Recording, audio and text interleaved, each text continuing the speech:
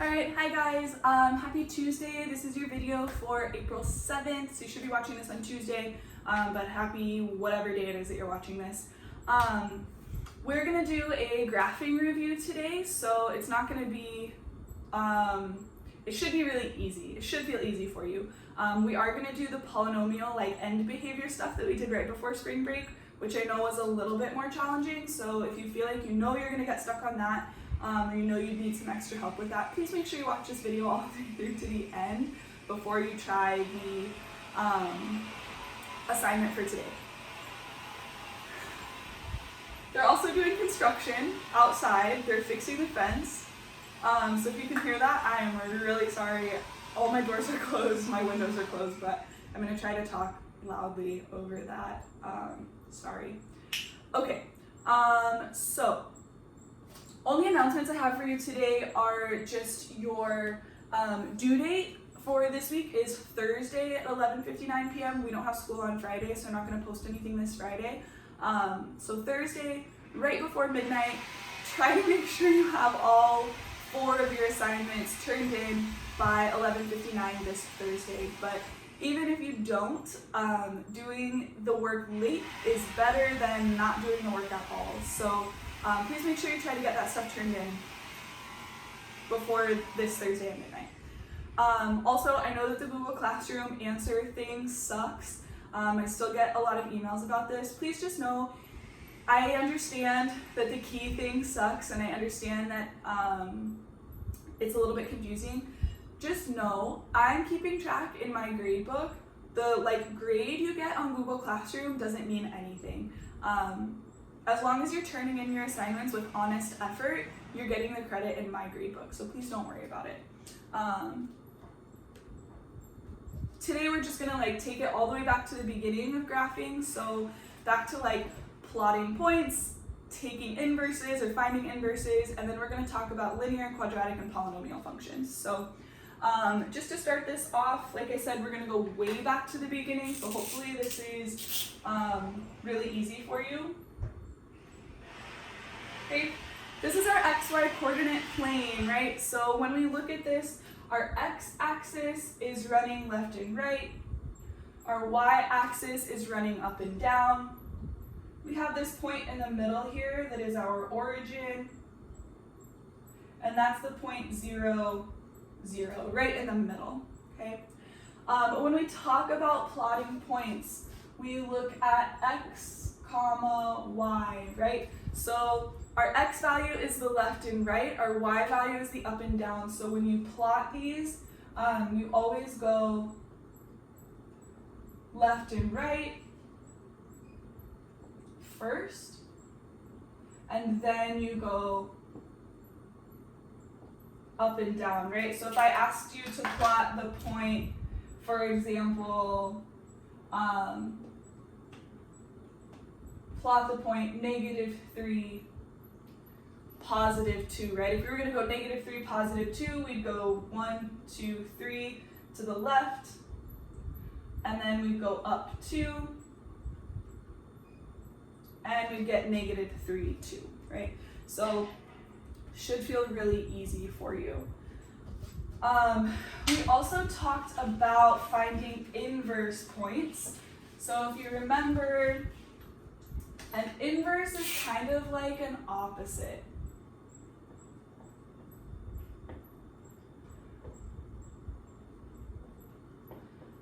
So for this one, we had kind of 3 steps, right? So the first thing we did was just label a point.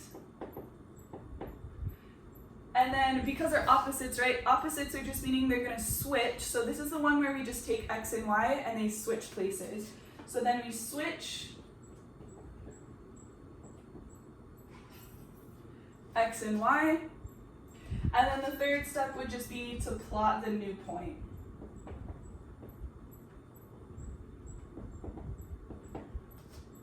Yeah. So, for example,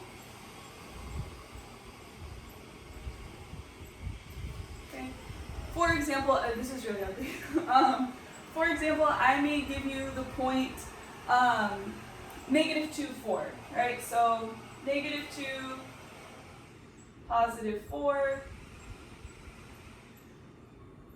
And if I ask you to find the inverse of this, right, all we're going to do is switch those. So the inverse of negative 2, 4 would be 4, negative 2.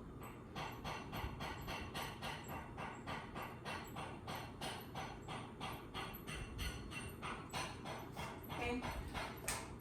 Very straightforward, you're just switching x and y around. And then just keep in mind, your inverses always reflect over this diagonal. Okay, so if you notice, right, it's not that they flip straight down or they flip across this way, they actually flip across the diagonal. So if I were to take this graph and fold it, these would match up across this line, right? So they always reflect over the diagonal line. They don't go straight up or straight across, they actually go diagonally. And this will always be true of an inverse. If it's a true inverse, it will reflect exactly over that diagonal line in the middle. Okay?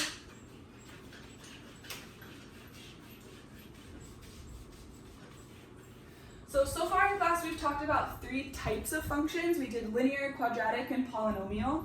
So we're going to touch really briefly on each of those types of functions. It's going to be super fast, nothing crazy, just very much going back to the basics here.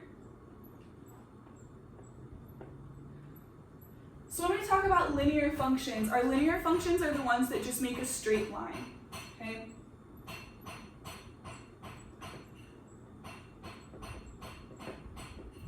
These are also the ones where we have y equals mx plus b is our standard form for this, y equals mx plus b.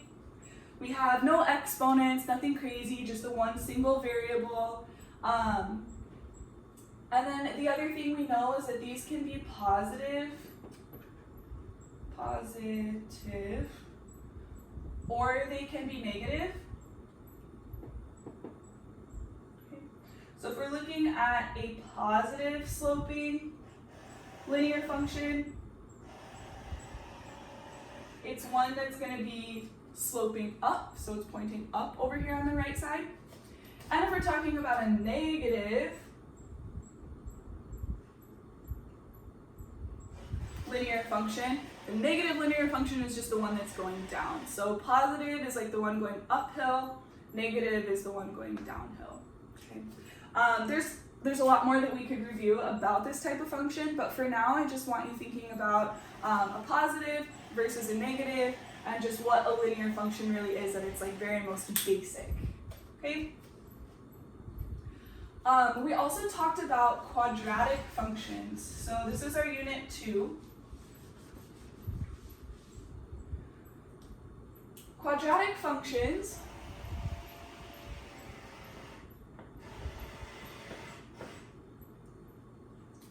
these are the ones that make that parabola or the U shape, or if it's upside down, it makes the N shape. So when we talk about this,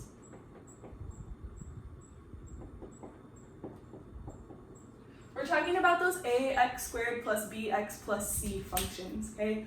So this one is slightly more complicated than your linear functions because now you have an x squared and you have an x, but you'll never see anything higher than an exponent of 2 for a quadratic function. If it has anything higher than 2, it's not a quadratic, but if it has anything lower than 2 as an exponent, it's not going to be quadratic. So a quadratic function comes from this x squared value here. And then if you remember, we could have concavity up on these, which was the positive smiling graph. And then we could also have concavity down,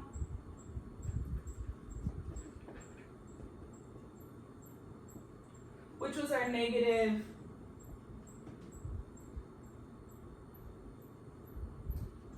frowning face. So for example,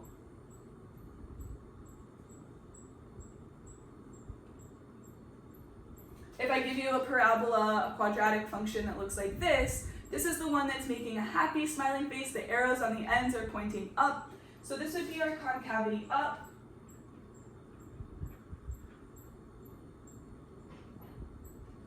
Or our positive, right? And then on the other hand, if I gave you a parabola that looked like that, looked like a little mountain, the arrows are pointing down on the end, it's making a frowning face. So this would be our concavity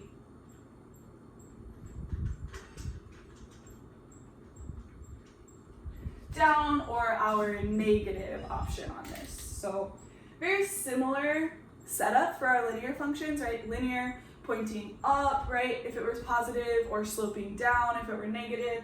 Same thing on this, pointing up, it's positive, pointing down, it's negative, okay? So those are pretty easy to figure out, pretty easy to tell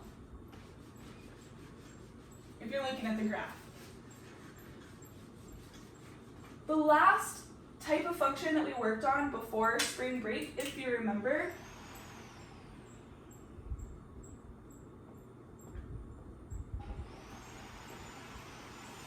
were those polynomial functions. So our polynomial functions were the ones that made that squiggly line, right? So it had all of the bumps and turns, and this is the one where we had the end behavior that I know is a little bit tricky or confusing. We're not going to get too into that today just because it's not really going to help you a lot on our remaining units. We will review it before the end of this semester, but for now I just want you to like refamiliarize yourself and look at the similarities between like positive and negative in linear, concavity up and down in quadratic, and then positive and odd, positive and even, negative and odd, negative and even. Looking at the similarities between these three units that we've done so far. So if you remember, a polynomial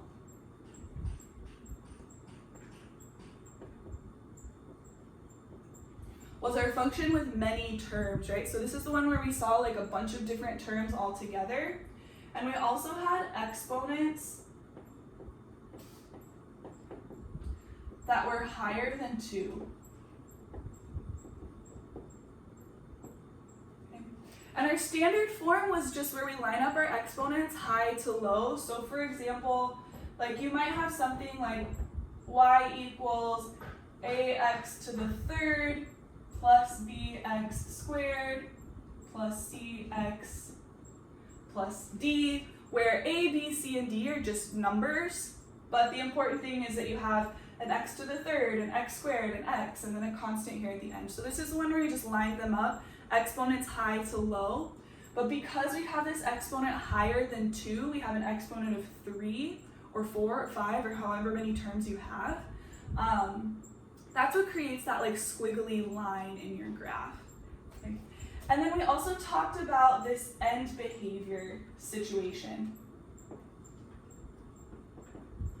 And if you remember, we had 4 different combinations for that. It was positive and even, positive and odd, negative and even, negative and odd. So we talked about this end behavior, and we had that crazy notation with all the infinity symbols and the little arrows. So the positive and even, positive and odd thing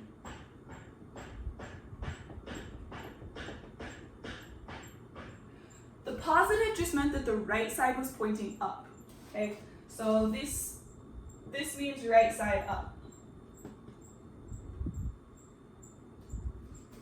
And then if we were negative, right, a negative just meant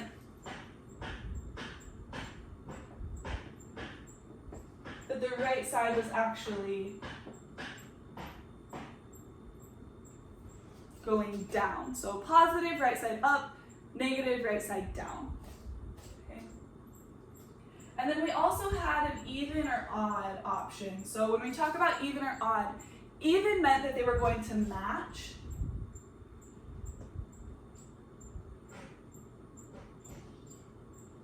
And then when we had odd just meant they were going to be going opposite directions. Okay. So matching just meaning like they're both going up or they're both going down. And then an odd or an opposite would just mean one side's going up and one side's going down, either direction, right? This would be odd, where they're pointing in opposites. So even means they're matching, odd, meaning they're opposites, right? So we had some combinations here. You could either be positive or negative, and then you could also be even or odd. So we had to determine, okay, is this graph positive or negative? Is the right side going up or down? And then we also had to determine, is this graph even or odd? Are the ends matching, or are they going opposite directions? So let's look at some graphs.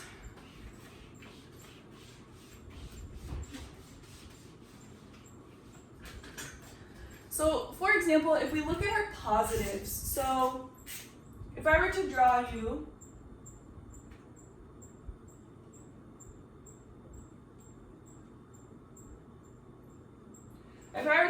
this squiggly line here, and I were to ask you what is the end behavior for this particular graph, I'm not looking for the notation right now. Yes, the notation exists, and it was a little bit confusing. It was a lot. Okay. If I were just asking you what combination is this, are we positive or negative?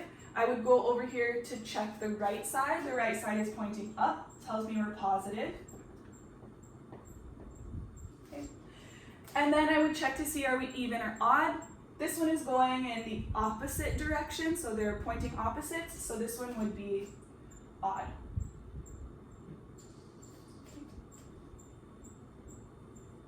And then over here, if I were to draw you, for example, this squiggly line, and I were to ask you, okay, what combination is this? The right side is still pointing up, so this is still positive. But they're pointing in the same direction, so this one would be even.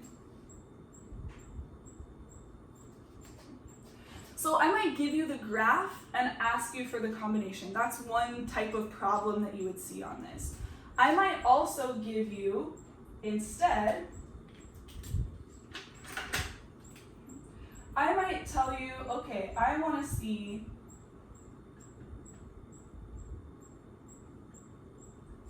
negative and even, and I want to see, well, let's make this match here. I want to see negative and odd, and I want to see negative and even, right? So I might give you the combination and then ask you for the graph. So we could go the reverse way of this too. So if I wanted to draw something that was negative and odd, negative tells me the right side has to go down, but odd tells me they're going to be going opposites. So I would get something that looks kind of like this. And then negative and even,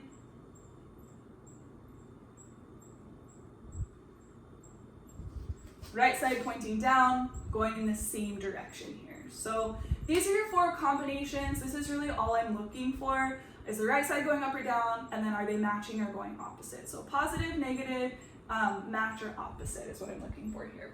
Okay. So that's all I have for you for graphing review. We'll probably do part 2 of this tomorrow just to get a little bit more in depth. But for now, go ahead and go over to Google Classroom. You can start working on your daily assignment for April 7th, and then be expecting part 2 tomorrow. If you guys need help, please send me an email. We'll also do office hours tomorrow or Wednesday as normal. So if you need help, please send me an email. Please show up to office hours. But don't just sit at home and get frustrated. I'm still here to help, okay? All right, keep up the hard work. You guys are awesome. Great job. Bye.